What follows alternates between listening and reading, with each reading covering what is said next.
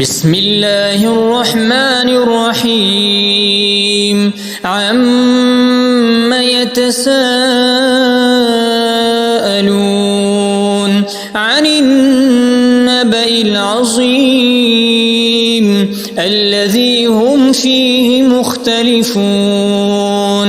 كلا سيعلمون ثم كلا سيعلمون ألم نجعل الأرض مهادا والجبال أوتادا وخلقناكم أزواجا وجعلنا نومكم سباتا وجعلنا الليل لباسا وجعلنا النهار معاشا وبنينا فوقكم سبعا شدادا وجعلنا سراجا وهاجا وأنزلنا من المعصرات ماء ثجاجا لنخرج به حبا ونباتا وجنات ألفافا إن يوم الفصل كان ميقاتا يوم ينفخ في الصور فتأتون أفواجا وفتحت السماء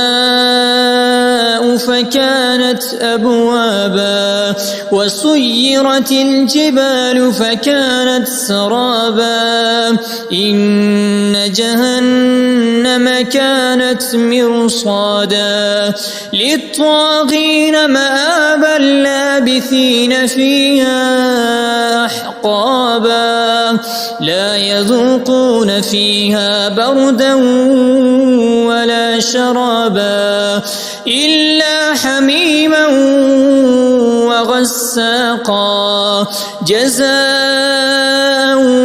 وفاقا إنهم كانوا لا يرجون حسابا وكذبوا بآياتنا كذابا وكل شيء أحصيناه كتابا فذوقوا فلن نزيدكم إلا عذابا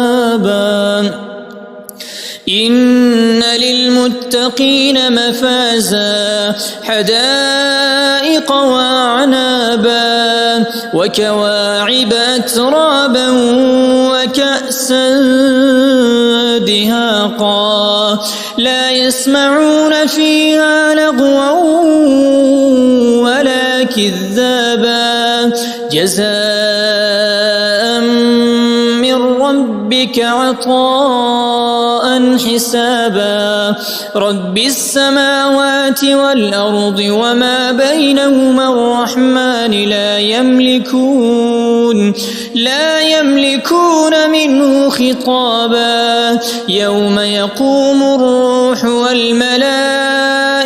صفا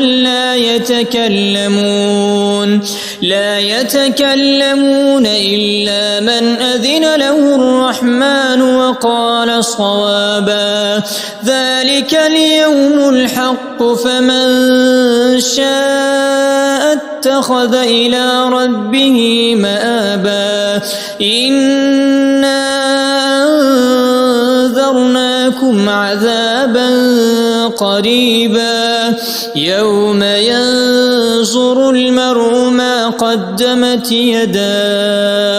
ما قدمت يداه ويقول الكافر يا ليتني كنت ترابا.